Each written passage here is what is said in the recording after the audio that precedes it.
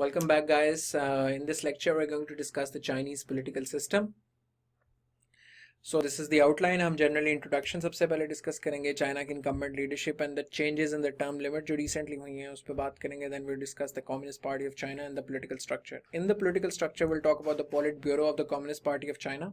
We'll talk about National People's Congress and its powers, Military Affairs Commission and the State Council, and then we'll do critical analysis. So introduction, that Chinese constitution and Chinese political system basically and works under a socialist framework. तो जब 1949 में revolution आई माओ Zedong की, वहाँ पर separate Chinese People's Republic of China institute किया गया, तो उसके नतीजे में जो revolution लाई थी वो जो पार्टी सिंगल पार्टी लेकर आई, कम्युनिस्ट पार्टी ऑफ चाइना, और तब से वहाँ पर एक सिंगल पार्टी रूल है, एक ही पार्टी एग्जिस्ट करती है और कोई ऑपोजिशन पार्टी एग्जिस्ट नहीं करती. तो तब से एक स्ट्रॉन्ग सेंट्रलाइज्ड सिस्टम है वहाँ पे. China's incumbent leadership is Xi Jinping is the paramount leader and the highest ranking official in the country. Recently China में पहले Deng Xiaoping की reforms थी which are very famous, जो हम बाद में डिस्कस भी करेंगे. डेंग की रिफॉर्म्स के अंडर चाइना को काफ़ी मॉडर्नाइज किया था. सोशलिज्म के तहत काफ़ी गुर्बत थी वहाँ पर. जब तक माओ जेडोंग था, जब डेंग लीडर बना वहाँ पर इन द 70s, तो he started modernising the economy, liberalising the economy. उसने नए सिस्टम्स इंट्रोड्यूस करवाए जिसकी वजह से it was due to Deng's reforms that what China is today. So almost a billion people were lifted out of poverty eventually because of the economic growth, and all owe their success to Deng's reforms. और डेंग की reforms में एक reform ये भी थी कि because the shadow of Mao used to haunt China, जो कहा जाती थी, ये कहावत थी, the shadow of Mao was कि एक ऑल पावरफुल डिक्टेटर है जिसके ऊपर कोई चेक नहीं है उसकी पावर के ऊपर, और जिसकी वजह से फिर पॉलिटिकल सिस्टम इरोड कर रहा है. तो फिर डेंग ने शैडो ऑफ माओ को कर्टेल करने के लिए वो ये किया कि 2 टर्म लिमिट इंस्टीट्यूट करवाई. 2 टर्म लिमिट के तहत सिर्फ 2 दफ़ा आप प्रेसिडेंट बन सकते थे. लेकिन रिसेंटली कॉन्स्टिट्यूशनल अमेंडमेंट के जरिए, जिसमें से only 3 people did not vote in favor of it, otherwise 2967 people voted in favor of abolishing the 2 term. So technically, if he wins election all the time, which he can because he's so popular, Xi Jinping can remain the president for life. He is also the general secretary of the Communist Party of China, which is the highest position in the party. यानी वो समझेंगे नून league का president या नून league का जो president हो वो मुल्क का प्राइम मिनिस्टर हो, तो वो वाली बात है. Chairman of the Central Military Commission, which is why then he is known as the paramount leader. Paramount leaders उन्हीं लोगों के लिए यूज होता है. who are also the general secretary of the party, who are also the president, who are also the chairman of the military commission. He was honored with the title of the core leader in 2016. ये थोड़ा सा slightly complex chart है. आप इसको जब हम पूरा lecture देख लेंगे तो you can revisit this part, notice time अभी क्या हो रहा है, आप इस पे you can put the scroll back to this time and later understand this. सबसे पहले हम बात करते हैं कम्युनिस्ट पार्टी ऑफ चाइना की. कम्युनिस्ट पार्टी के फॉर्मल जो लोग उसके साथ रजिस्टर्ड हैं, they are almost 90 million people. That's a lot of people. So यानी अगर चाइना की आबादी 1.something बिलियन है, तो more than 80% of their people are formally registered with the communist party of China. एक ही पार्टी है पूरे मुल्क के अंदर. उसके अंदर फिर उनकी कांग्रेस पार्टी, एक पार्टी कांग्रेस है जो उनकी सब कमेटी है, यानी सब अंदर हिस्सा जो डिसीजन मेकिंग करती है, वो उसमें तकरीबन ऑलमोस्ट 2000 लोग हैं. उससे ऊपर उनकी एक सेंट्रल कमेटी एग्जिस्ट करती है. उस सेंट्रल कमेटी के अंदर 205 फुल मेंबर्स और 171 ऑल्टरनेट मेंबर्स हैं. उससे ऊपर यहाँ पे बात शुरू होती है. असल पॉलिटिकल पावर यहाँ पे है. Politburo comes from political bureau. Politburo में 25 उनके जो हैं वो टोटल लोग हैं. उस पॉलिट ब्यूरो के ऊपर एक पॉलिट ब्यूरो की स्टैंडिंग कमेटी है. उस स्टैंडिंग कमेटी के अंदर 7 लोग हैं और जनरल सेक्रेटरी उसमें एक है जो कि शी जिनपिंग है. अभी ये पार्टी की मैं लीडरशिप बता रहा हूँ. So these 25 people, and in 20-25 में से भी ये 7 लोग control the fate of 1.something billion Chinese people. 7 people deciding the fate of billions, literally, because they have all the power, they control all the institutions. और अब हम political structure की बात करें तो ये communist party, this shows that they elect or approve, and this dot shows that they approve, exert their influence informally. तो सबसे पहले तो आपकी कम्युनिस्ट पार्टी सबसे ऊपर, सबसे डोमिनेशन उसकी है. उसका पॉलिट ब्यूरो जो है जो कम्युनिस्ट पार्टी का पोलिट ब्यूरो है, ये वाला पिरामिड का ये वाला हिस्सा, वो बेसिकली डायरेक्ट इन्फ्लुएंस करता है। फिर आपके डिफरेंट इंस्टीट्यूशंस आ जाते हैं। एक इंस्टीट्यूशन आपका नेशनल पीपल्स कांग्रेस है, एक इंस्टीट्यूशन मिलिट्री अफेयर्स कमीशन और एक इंस्टीट्यूशन स्टेट काउंसिल है। हम तीनों को पढ़ेंगे, ठीक है। सबसे पहले तो हम पॉलिट ब्यूरो ऑफ सीपीसी की, जिस तरह हमने बात की, 7 मेंबर्स 25 मेंबर्स हैं टोटल, डिसीजन मेकिंग बॉडी है, 7 मेंबर स्टैंडिंग कमेटी है। It is the ultimate authority governing the whole China, because एक ही पार्टी की हुकूमत रहनी है, उस पार्टी के अंदर जो डिसीजन मेकर्स हैं, अगर एक ही पार्टी की हमेशा हुकूमत रहेगी तो उस पार्टी के जो डिसीजन मेकर्स होंगे वो फिर उस पूरे मुल्क के भी डिसीजन मेकर्स होंगे।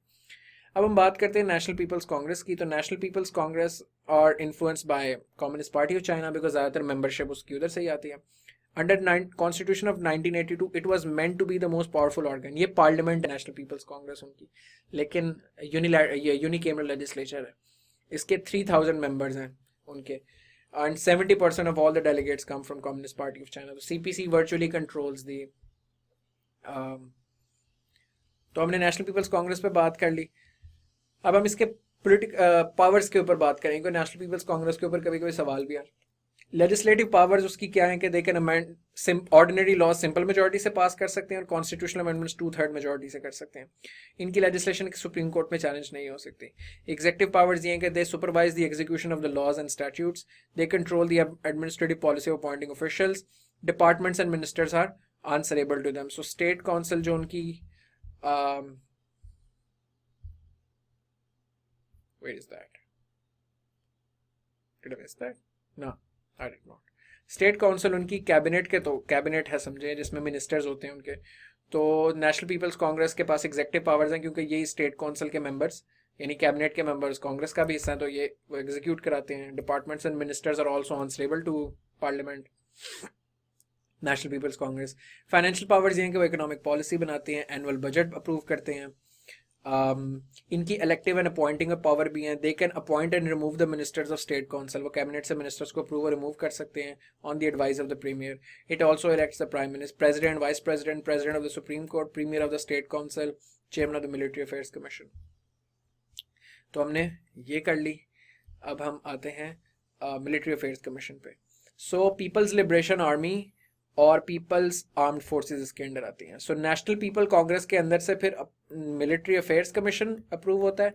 Military affairs commission in turn armed forces को और पुलिस को कंट्रोल करता है। स्टेट काउंसिल भी हमने डिस्कस किया, हमने आगे दोबारा करनी है वैसे डिस्कस। सो पीपल्स लिबरेशन आर्मी उनकी आर्मी और पीपल्स आर्म्ड पुलिस उनकी पुलिस है। इस मिलिट्री अफेयर्स कमीशन के अंदर भी, मिलिट्री अफेयर्स कमीशन के अंदर जो सेंट्रल मिलिट्री अफेयर्स कमीशन है वो सबसे इंपॉर्टेंट होता है। जो 11 मेंबर्स हैं सेंट्रल मिलिट्री अफेयर्स कमीशन के, दे हैव द फाइनल से ऑन ऑल मिलिट्री अफेयर्स। सीएमएसी भी डायरेक्टली इन्फ्लुएंस के अंडर होता है अंडर सीपीसी, और यानी कम्युनिस्ट पार्टी पोलिट ब्यूरो के जरिए और कांग्रेस के जरिए इन सब इंस्टीट्यूशंस को कंट्रोल करती है। तो यानी कि आर्म्ड फोर्सेस भी डायरेक्टली प्रेसिडेंट के और प्रीमियर के और general secretary of the party के अंडर आ जाती है। So we've discussed Communist Party, we've discussed its Politburo, we've discussed National People's Congress, we've discussed Military Affairs Commission. Now we talk about the State Council. The State Council. So State Council headed by the Premier. इनका एक अपना Premier होता है। Cabinet, ये समझें cabinet है Chinese government की। It implements the communist party of चाइना's policy, क्योंकि मिनिस्टर्स हैं तो ये डिपार्टमेंट्स को हेड करेगी स्टेट काउंसिल सारे। Drafts and manages national economic policy and annual budget, meets once in a month, oversees law and order, responsible to National People's Congress, because parliament को provinces और townships इनके under आते हैं, courts and prosecutors इनके under काम करते हैं। Now you see the chart. Communist party सबसे टॉप पे, उसका पॉलिट ब्यूरो सारी कम्युनिस्ट पार्टी को कंट्रोल करता है। 25 लोगों की मेंबर बॉडी है इस पॉलिट ब्यूरो के अंदर। 7 मेंबर स्टैंडिंग कमेटी है। इसके अंदर ये फिर आगे से इन्फ्लुएंस करती है नेशनल पीपल्स कांग्रेस को, ज़्यादातर मेंबर कम्युनिस्ट पार्टी के मेंबर्स हैं। इसका जनरल सेक्रेटरी अमूमी तौर पे इधर से फिर प्रेसिडेंट भी बनता है। ये फिर आगे से नेशनल मिलिट्री अफेयर्स कमीशन को कंट्रोल करती है, जो मिलिट्री और पुलिस को कंट्रोल करता है। स्टेट काउंसिल इनकी कैबिनेट है, ये कैबिनेट को कंट्रोल करते हैं, जो कि यानी जो एग्जीक्यूटिव आर्म है उनका। कोर्ट्स भी इधर से ही कंट्रोल होती हैं। जो पार्टी के senior party Elder, senior party के लोग हैं, वो पॉलिट ब्यूरो को भी इन्फ्लुएंस करते हैं, वो कांग्रेस को भी इन्फ्लुएंस करते हैं। एक डिसिप्लिन कमीशन एग्जिस्ट करता है जो कि इंक्वायरीज वगैरह सारी इनकी हैंडल करता है, वो भी इन दोनों को इन्फ्लुएंस करता है। तो ये चार्ट आपने पेपर में लाजमी ड्रॉ करना है जो भी सवाल आए इससे रिलेटेड। तो ये भी अब आपको बेहतर समझ आएगी कि अभी जी जिनपिंग पैरामाउंट लीडर है, क्योंकि वो प्रेसिडेंट भी है चाइना का, वो चेयरमैन भी है सेंट्रल मिलिट्री अफेयर्स कमीशन का, मिलिट्री कंट्रोल करना। He is also the general secretary of the communist party of China. और फिर आपको मैंने पॉलिट ब्यूरो, स्टैंडिंग कमेटी, पॉलिट ब्यूरो वगैरह ये भी सारा आपको बता दिया है।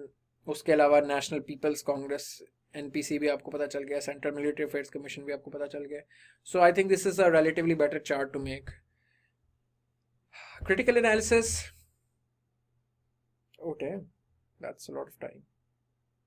Critical analysis, one party system की वजह से अनप्रेसिडेंटेड पावर्स हैं कम्युनिस्ट पार्टी ऑफ चाइना को। ऑपोजिशन क्योंकि एग्जिस्ट नहीं करती, it's an unbridled use of power. Space पर national people's congress has shrunk due to the hold of communist party of China. उसके नतीजे में होता यह है कि national people's congress has just become a rubber stamp to pass laws which ever communist party wants.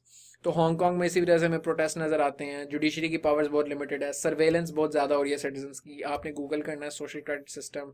It was also very surprising, Black Mirror season जो है, it's a very dark futuristic text show, उसकी एक episode है और it's being implemented in China.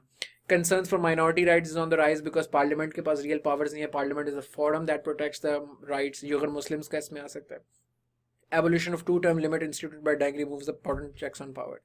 आपने बहुत ज़रूरी है ये आर्टिकल पढ़ना है जाके, आई थिंक ये वॉशिंगटन पोस्ट पे है, फ्रांसिस फुकुयामा का चाइनाज बैड एम्परर रिटर्न्स। उसमें उसने बड़ी अच्छा एनालिसिस किया हुआ है कि टू टर्म लिमिट किस तरह एक चेक था, कैसे वो रिमूव हुआ, उसको भी आपने क्रिटिकल एनालिसिस में ऐड कर सकते हैं। वी ऑल्सो हैव बड़े लंबा लेक्चर हो गया already, so I hope this lecture was helpful to you guys. Please leave your feedbacks and comments in the comment section. Thank you. I'll see you guys in the next lecture.